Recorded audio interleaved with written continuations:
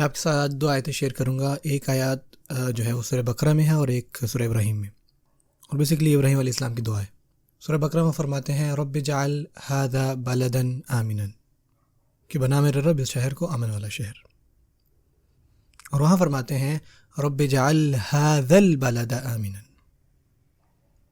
کہ میرے رب اس شہر کو امن والا بنا.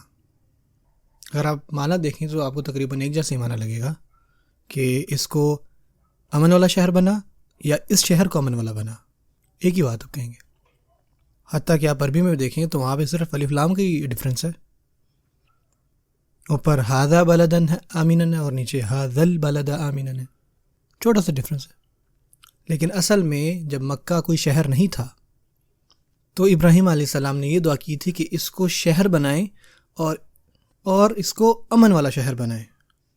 جو پہلی دعا ہے رب اجعل ھذا بلدا آمنا، یہ تب کی دعا ہے جب انہوں نے دیکھا ہی نہیں تھا کہ یہ جگہ شہر میں بھی تبدیل ہو جائے گی، اور دعا یہ تھی کہ اس کو شہر بنائیں جو کہ امن والا ہو.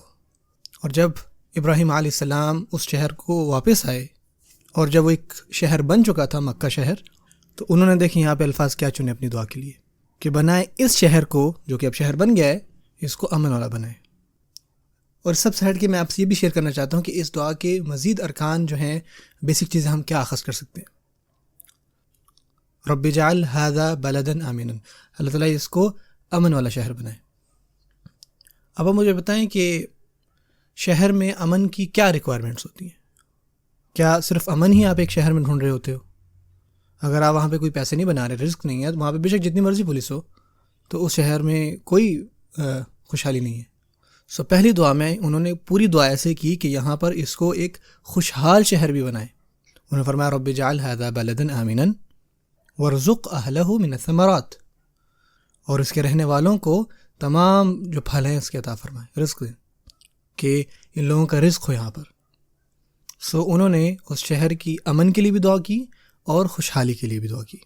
آپ کو یہ دونوں چیزیں چاہیے.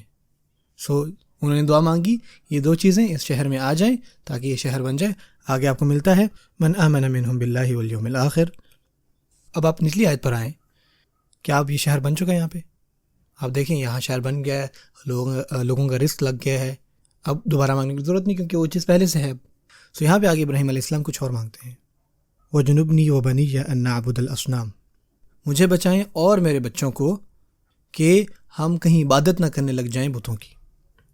کیونکہ اب جب کہ ایک شہر یہ امن والا بن چکا ہے اور یہ محفوظ بھی ہے، زیادہ چانسز ہیں کہ کیا ہو جائے گا؟ کرپشن. جب زندگی سیٹ ہوتی ہے تو آپ پارٹیاں کر رہے ہوتے ہو، اور سب سے بدترین پارٹی، سب سے بدترین دعوت جو شیطان آپ کو اس میں لا سکتا ہے وہ کیا ہے؟ شرک.